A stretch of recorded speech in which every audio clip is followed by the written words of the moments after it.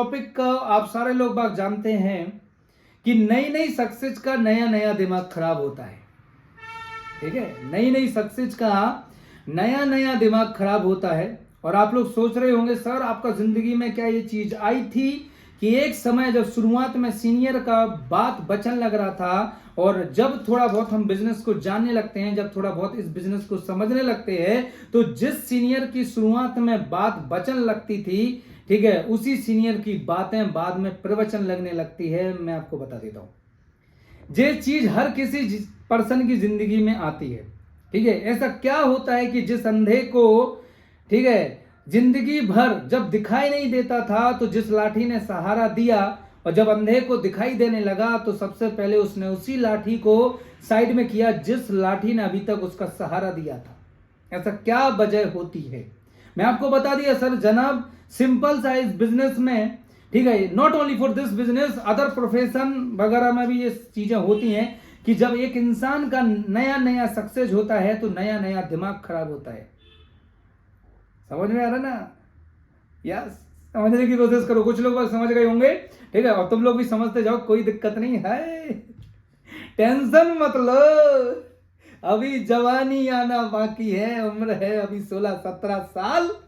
समझ में आ रहा है ना? अभी तो बहुत समय है मेरे पास। आई एम रेडी मेरी जान, आई एम रेडी, छोड़ेगा नहीं मैं। तो चलो डिस्कशन करते हैं कि नई नई सक्सेस का नया नया दिमाग खराब होता है जनाब। यस, एक पर्सन का इंटरव्यू देख रहा था मैं, शायद उनका नाम भूल रहा हूं मैं, Anupam Kher. Yes sir, Anupam Kher sir, इनका इंटरव्यू देख रहा था और उन्होंने बोला था कि जब मेरा नया नया सक्सेस हुआ तो नई नई सक्सेस का जब नया नया दिमाग खराब होता है तो वो कुछ ज्यादा ही एटीट्यूड छोड़कर ईगो में तब्दील हो जाता है और लोग बाग बोलने लगते हैं कि तुमने हमारे लिए किया ही क्या है। ठीक है, कई बार, ठीक है, लोग बाग अपने माता पिता को भी बोल देते हैं कि तुमने हमारे लिए किया ही क्या है।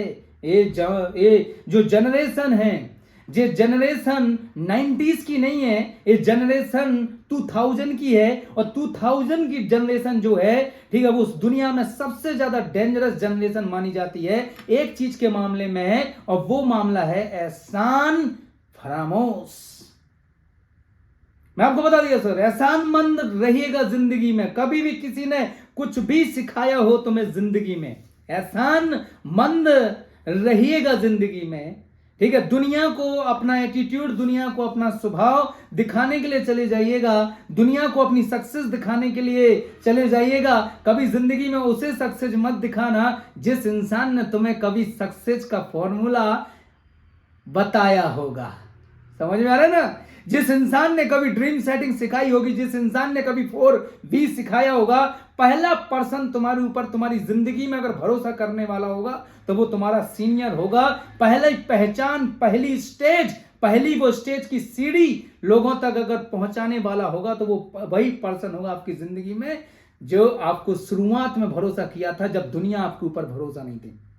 आपको जब अपने ऊपर भी भरोसा नहीं था तब वही शख्स था जिसे आपके ऊपर भरोसा था। और जब तुम टूट जाते तो, जब लोगों ने तुम्हें छोड़ दिया था, जब तुम्हें लोग बाग निकम्मा नाकारा बोला करते थे, तब वही शख्स था जो तुमसे बोला था, तुम्हारा हाथ पकड़ के, कि तू मेरा परिवार है। भली तुझे तेरे सगे वालों ने छोड़ दिया, भली तेरे खून के रिश्तों ने तेरे ऊपर भरोसा करना छोड़ दिया, मैं तेरा वो भाई हूं, वो परिवार का हिस्सा हूं। चाहे मुझे पिता मान या बड़ा भाई मान या परिवार का हिस्सा मान, चाहे गुरु मान या एक सीनियर मान, मैं तेरे साथ हमेशा खड़ा रहूंगा। ये भरोसा देने वाला, ये अपनापन देने वाला वही शख्स था जो आज की डेट में तुम्हें बुरा लगने लगा है।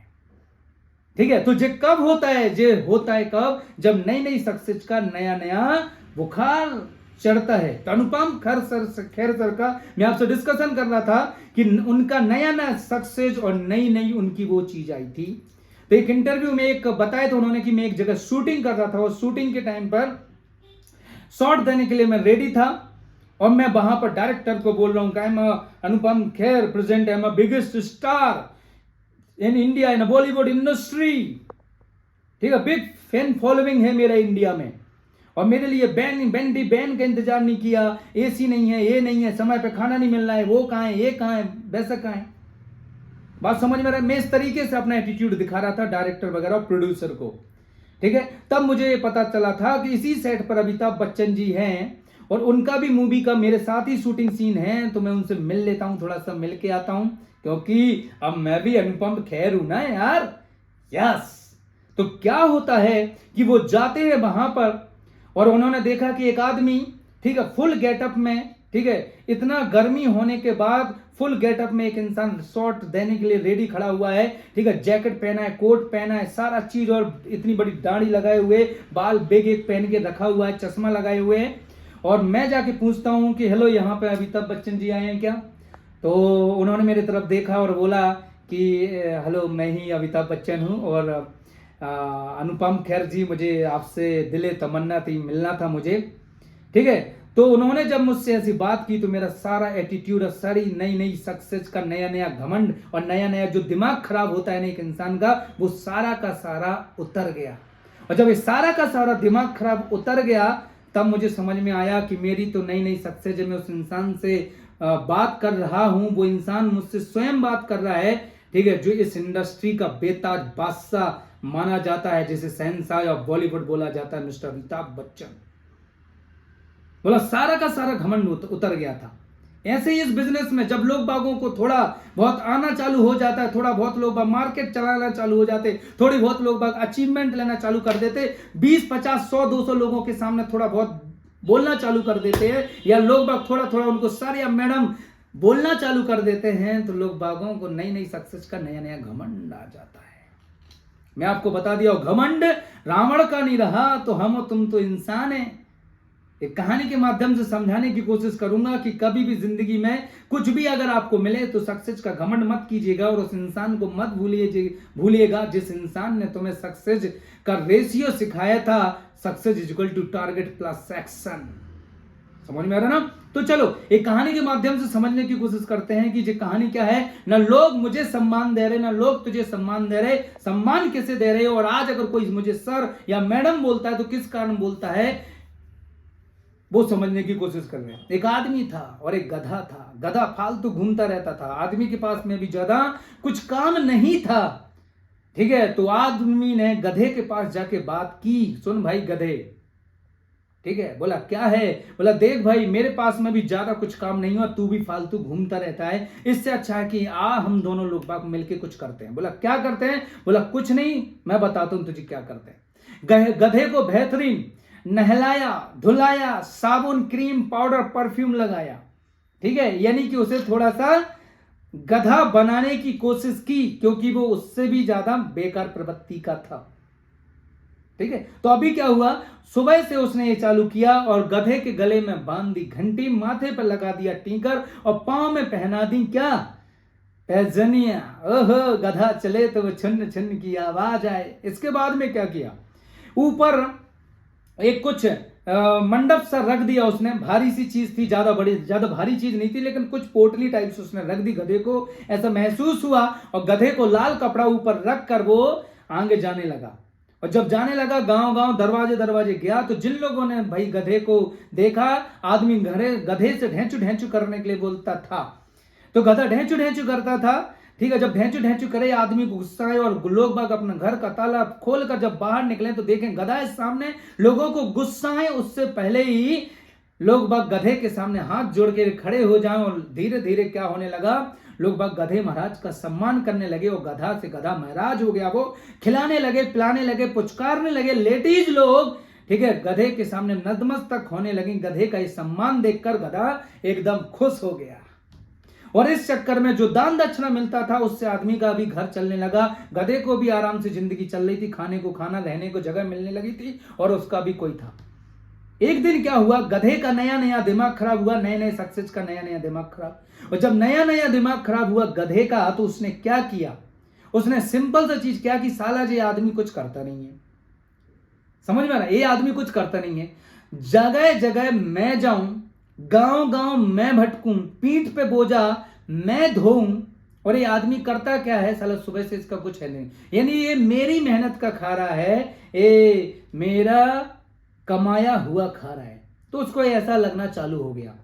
उसने बोला कि अब आदमी को बताने नहीं है, बिना बताए हम जाके मार्केट में जगह जगह घूम के आएंगे। जब आदमी को बिना बताए एक दिन गधा निकल गया और जैसे उसने गांव गांव जाकर हर एक घर में बोलना चालू किया, तो जिस घर से लोग बाग गधे के लिए खाना पीना लेके निकलते थे, उस घर से लोग बाग लठ लेके निकलना चालू हुए और गधे को मारना चालू कर दिया।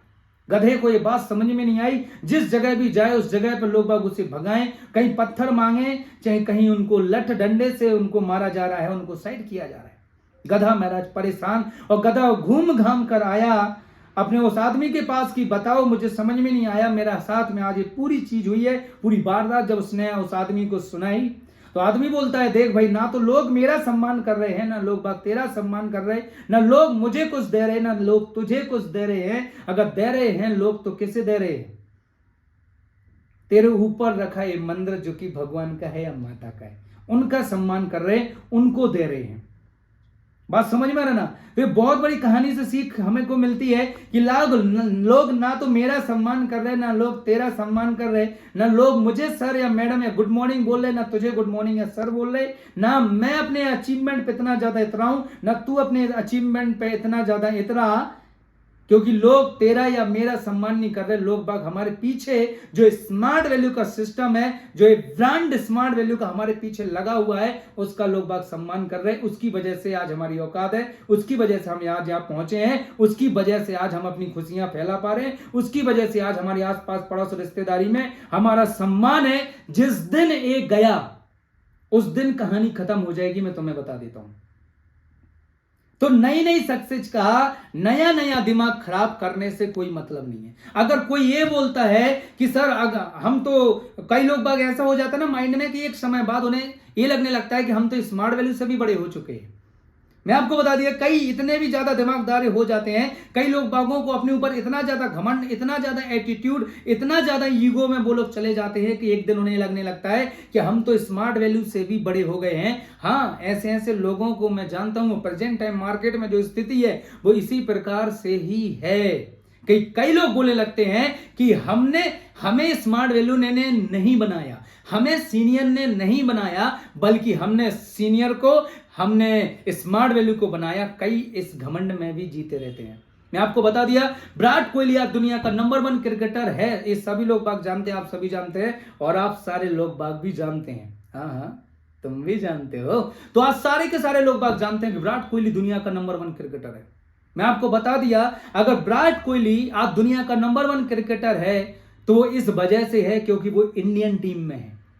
अगर वो इंडियन टीम में नहीं होता, और अगर वो किसी टीम में होता, जैसे कि लाइक जिम्बाब्वे या फिर लाइक श्रीलंका या लाइक अफगानिस्तान, अगर वो ऐसी टीम में खेल रहा होता तो उसे वो माहौल और उसे वो एटीट्यूड ही नहीं मिलता, वो कोच ही नहीं मिलता, वो फैन फॉलोइंग ही नहीं मिलती, वो मोटिवेशन ही नहीं मिलता कि विराट कोहली के अंदर वो कॉन्फिडेंस आ पाता कि वो दुनिया का नंबर 1 बैट्समैन बन पाता। मेरा आप सभी लोग बागों से कहना है कि जो लोग बाग ये सोचते हैं कि यार स्मार्ट वैल्यू में हमने इतना कर लिया, हमारा इतना सक्सेस है, ये है वो है, और हमारी वजह से आज स्मार्ट वैल्यू इस मार्केट में जानी जाती है। अगर हम नहीं होंगे तो स्मार्ट वैल्यू करने वाला कोई नहीं होगा। तो स्मार्ट वैल्यू तब भी चल रही थी जब तुम नहीं थे, और स्मार्ट वैल्यू तब भी चलेगी जब तुम नहीं भी रहोगे। फर्क नहीं पड़ने वाला है। जो उसी प्रकार से है, समुद्र से अगर एक बूंद कम हो जाए तो समुद्र के ऊपर असर नहीं पड़ता है।